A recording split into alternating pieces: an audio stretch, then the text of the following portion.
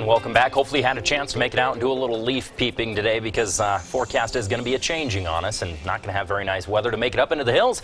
This is the driving force. That area of low pressure that was tracking in off of the California coast has made it inland, and that is what's hooking on to all that South Pacific moisture and dragging it right into the region. As you notice, areas of low pressure have a counterclockwise flow, so you see those little arrows going around. And you got to also remember that winds flow to that area of low pressure. So in other words, that's what's hooking onto the moisture, dragging it into the state.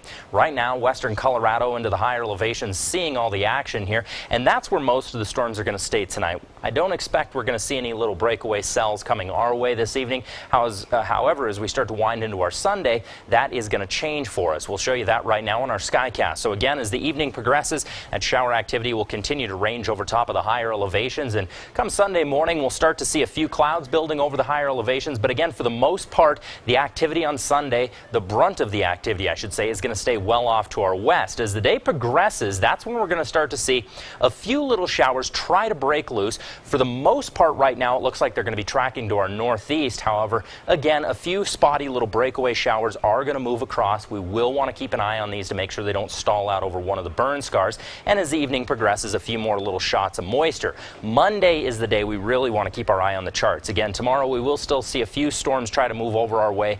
Not crazy heavy, but we will still want to keep our eye on those because, again, they are carrying enough moisture to, if they did stall out over top one of the burn scars, we could see some flooding in those areas. As for our Skycast precipitation tracker, what this is showing us is the areas we're going to see the heaviest rainfall and where most of that rain is going to fall over the next few hours. So about Sunday at noon, again, most of the concentrated activity is going to stay into western Colorado, and as the day plays out into the evening hours again, we'll see a little shower activity try to move into the Pueblo and Springs region, but for the most part, the heaviest impacts are going to stay to our west. Monday is when we're going to start to see the heavier impacts right here at home.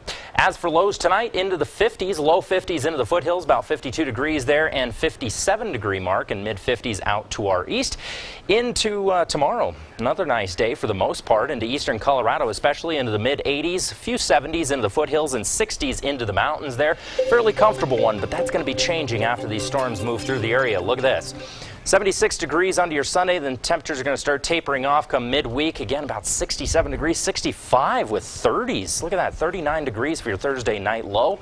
Into the Pueblo region, cooling off to the 70s for your week, 40s much of the week to follow there for your overnight lows there. Again, the days we really need to keep our eyes on right now is, of course, tomorrow afternoon, especially into the higher elevations. We'll want to keep our eye on those storms moving through.